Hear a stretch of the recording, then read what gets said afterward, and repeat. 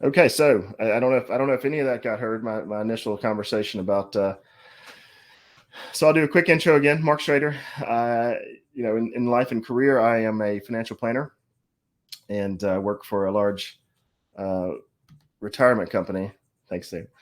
Samantha. Thanks. I appreciate that. That's so funny. Um, I talk on Zoom all day, and then all of a sudden everybody's on mute again. So it's been a few years, hasn't it? So again, Mark Schrader. If you look at social media, I introduce myself as a lifestyle philosopher, a poet, financial planner, and writer, and really it's all those things. My career, I work for a large retirement company called TIAA, and I work in the advice planning, advice methodology, and financial planning thought leadership group. And so it's actually quite a good segue. And actually, writing on Medium helped me get into that, along the way. I will say that I wasn't sure exactly how I would approach Medium to begin with. It really kind of started probably back in the summer of 1819. I started writing a lot more than I had in the past, and didn't know what I was going to do with it. I thought, gosh, I'll start a blog. I'll I'll become super famous in podcasts and make millions of dollars and that sort of thing. But obviously, that's not what's happened. So why is a normal guy like me doing this thing on Medium Day? And really, I just think it's really a good conversation about, how do I use it and what does it help me do? And then I wanted to talk a little bit about my favorite publication. And I would say for starters, I didn't know what I was doing. I didn't know what I was doing at all. I actually found Medium. I was asking a message board about blogs, and they said, well, gosh, starting a blog can be a hassle, but have you ever heard of Medium? And the only time I'd ever heard of Medium up to that point was the Jeff Bezos article that I'm sure many people saw years ago about his marriage breaking up. But that would have been my only experience with Medium before hearing about a message. So I looked at it, I kept started reading. I was like, okay, I think I can do this. It looked pretty cool. Didn't have to maintain your own website. You didn't have to make your own pictures. What you had to do is you had to write. And that's something that I could do. Now, it took me a big effort to get over the hump of actually putting stuff out there into the world. One of my favorite podcasters, Carl Richards of the Behavior Gap, and he's like, you got to put your thing out into the world and forcibly insert your ideas into the world. And so I kind of got inspired and said, okay, I'm gonna do this. And so about 4 years ago, August 2019, I think I put out the first piece of work. And what's interesting about that is that it actually having that writing experience then allowed me to be prepared when the time came for some job shifts at work and in the corporate culture. And the thought leadership group opened up, and I'd been writing, and I had been thinking, and I had the financial planning background, and so that actually was part of the consideration for me being able to move into that role when I did. Now, I will segue a bit here and say when I first got started on Medium, I wasn't prepared. I didn't know enough. And so my first couple things I put out quickly, and I didn't have any tags on it to let people find it. And I didn't know how to use publications. And so I ended up finding a couple of publications, which really inspired me to speak today is the publication called Scribe. And the editor, Thomas, put out a post saying, gosh, we're going to have this Medium Day, and, Scribe writers can also speak. And I was like, I didn't think about it. And I hadn't even thought about Medium Day as an option until Thomas put out that piece and said, let's look at it. And so then I was like, okay, well, I emailed Thomas and said, hey, I think I posted on the piece and said, hey, I'd love to help host a panel or something. I don't know that I have my own speech in me, but so he came back and said, well, gosh, I've got full panels, but why don't you try promoting your own session? And I was like, okay, well, so maybe that's something I should do. And then I did that, and they sent back kind of acceptance, and I was like, oh crap, I better make sure I can fit it into my schedule. It's we had some friends visiting from Greensboro today, and I said, hey wife, can we fit this in? She's like, oh sure, go for it. We'll make it work. And so here we are. But what I think I wanted to talk about, how did I find Scribe, and why do I like Scribe? And the answer is in Medium, the way the Medium works, or at least the algorithms, once you start reading some of a specific variety of things, you get more, and they keep suggesting it for you based on your current reading, based on your reading history. Here's what we're going to show you.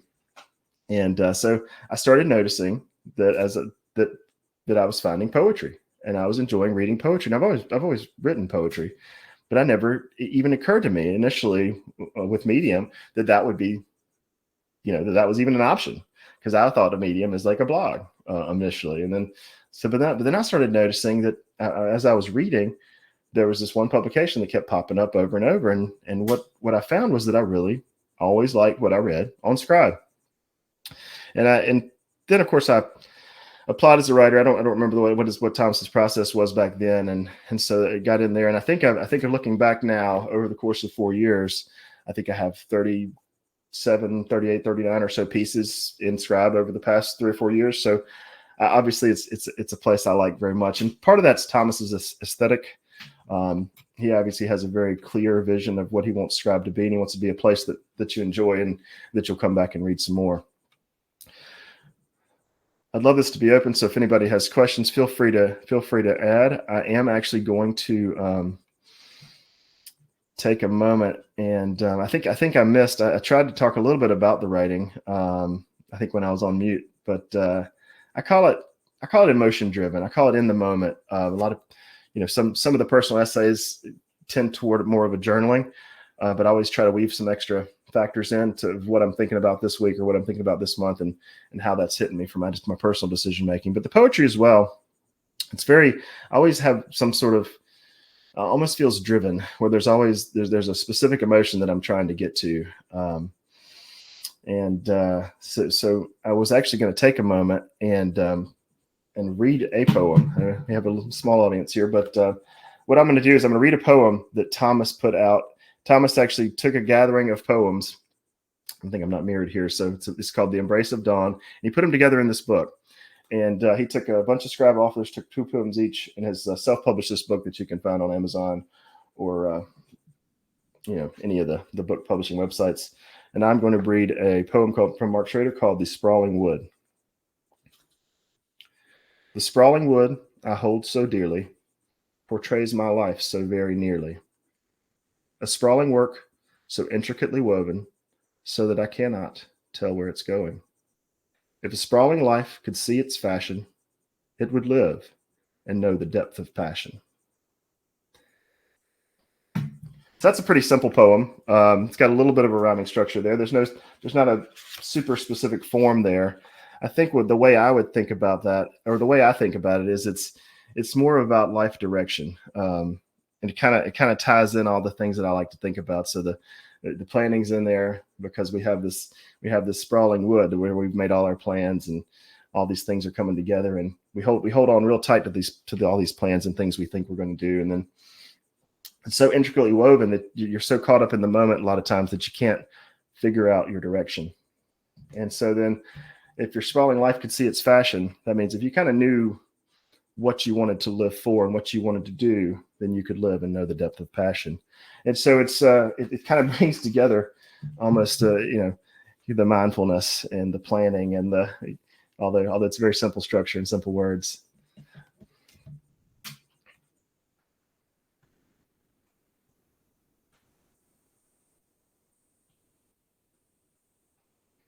I also want to point out, and I think one of the things again with Scribe is that Thomas put this out a few months ago, or maybe a year ago even. Time is weird in the last few years, but it's not just for poetry. I always thought it's so funny. I always thought of it as a poetry publication until I was looking for a home for one of my personal essays, and I was like, that has a bit of a lyrical quality to it. It starts out analytical. And I'll point you to if you go to my Medium page, it's the pinned essay called "The Money Value of Time," and really that's it comes straight from my financial planning background. There's a kind of concept out there called the time value of money, and generally, money now is worth more than money in the future because of inflation and how things change over time. And so I kind of was toying with the phrase and called it the money value of time because I was thinking through the fact, and I wrote this one on a beach vacation, much like the one I'm on right now, probably in August, 1 year. And I was watching my daughter, my middle daughter, she was soon to be middle daughter. Now she's the middle daughter. Playing on the deck, just like playing with old sand toys and stuff. And it's like this moment is worth more than other moments. and really think about how the way I did time. So definitely check that one out. It kind of brings together some of the analytical nature of, hey, I'm a financial planner thinking through the money value of my time, but it has also a lyrical quality, that kind of a reflective lyrical quality that Thomas agreed to publish in Scribe.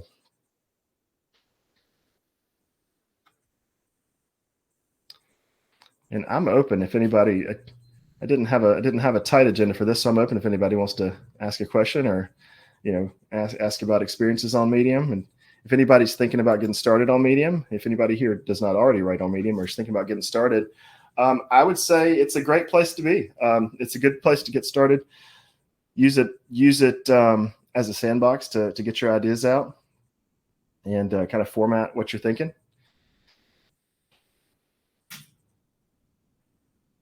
Wait just a minute, see if anybody has any questions.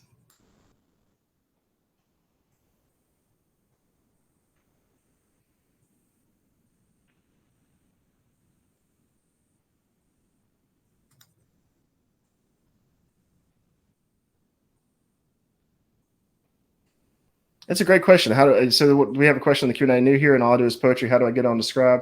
I think what I would do is go to the Scribe's page.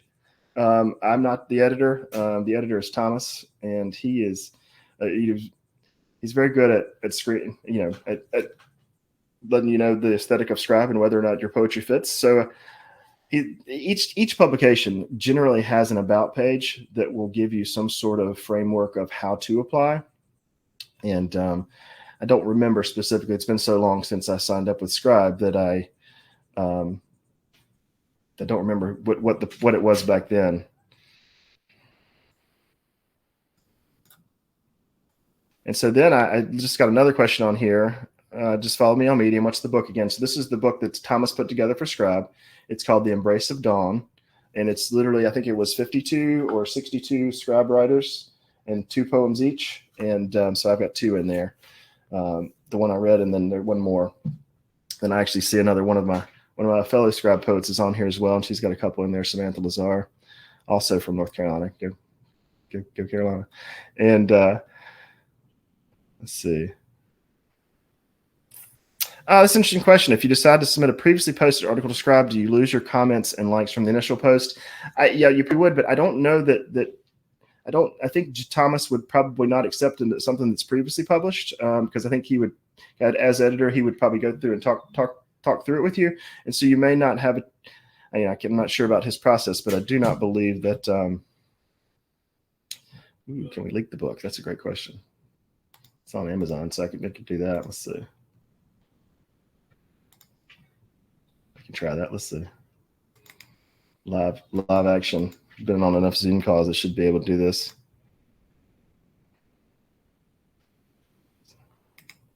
Let's see if I can put it in as a question. See if that pops up in the Q&A. Oh wow, I wasn't seeing those early ones about me not hearing me.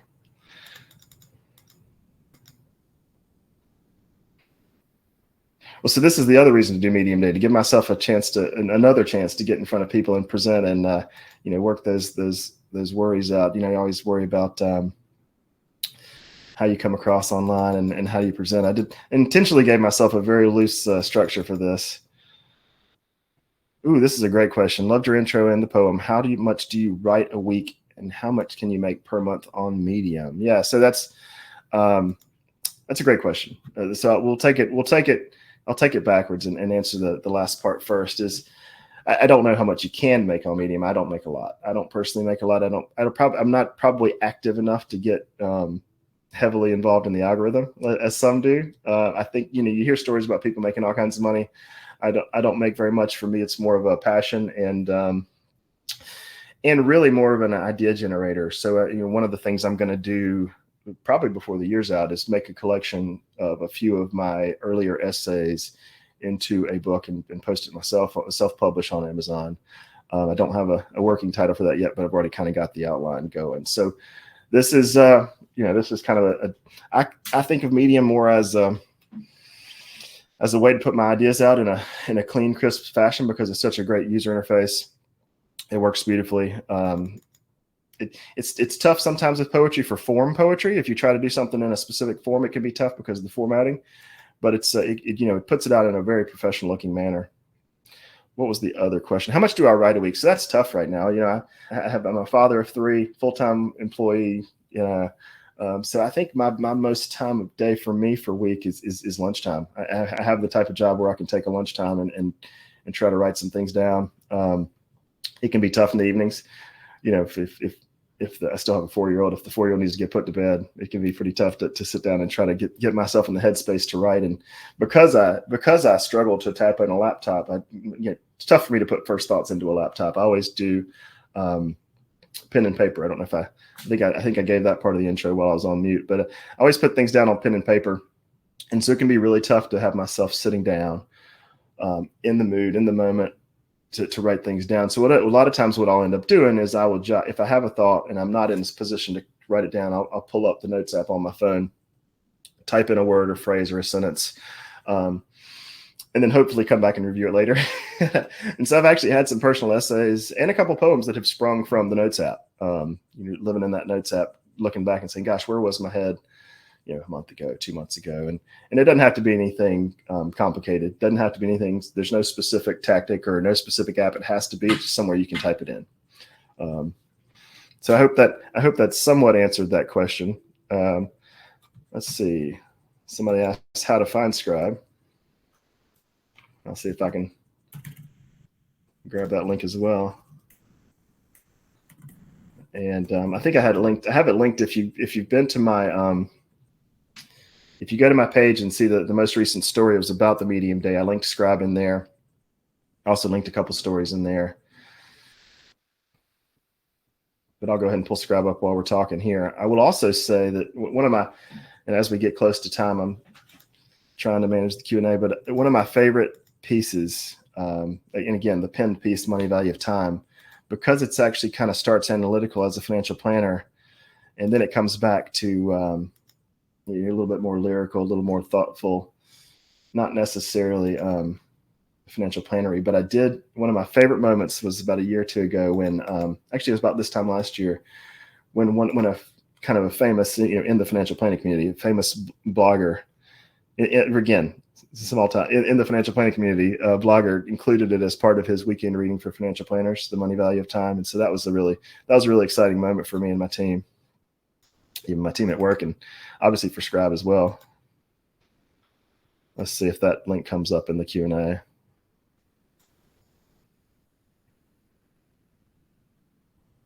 Let's see, scrolling through the Q&A, a few more minutes here.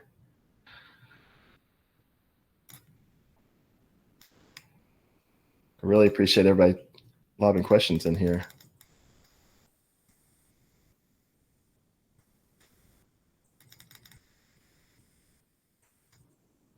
What is Scribe? Scribe is a publication. Oh, hey, North Carolina. Hey, Monroe. Scribe is a publication on Medium, and so one of the ways Medium works is that you can self-publish, but you can also publish through publications, and then they each have kind of their main page. And one of the best ways, and that's one of the best ways to drive people to your work, because if somebody's subscribed to the publication, each time then the publication puts a story, or puts one of your stories in, then it gets submitted out to their readers.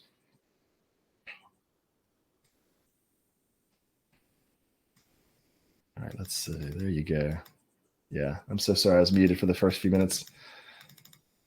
That's so funny. Yeah, everything wasn't okay in those first few minutes, Tom. Sorry about that. All right, we're getting close to time again here, so throw in those questions if you have them. I'm just a normal guy who likes to write, actually, again, writing on Medium did help me prepare when a role came up at work that needed someone that could write. So I think that kind of did help prepare. Just in case some of my friends from UNC Greensboro showed up, I'm gonna believe in the G here. I'm gonna rep the University of North Carolina Greensboro. But any more questions? I may cut us off here a minute or two early.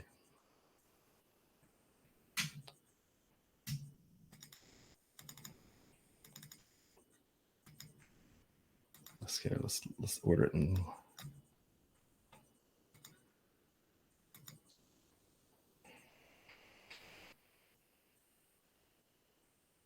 All right. Well, thanks everybody again. I'm not seeing any more questions pop in. I really enjoyed talking today. Again, pretty loose agenda, just trying to get out here and speak to the world. Keep writing.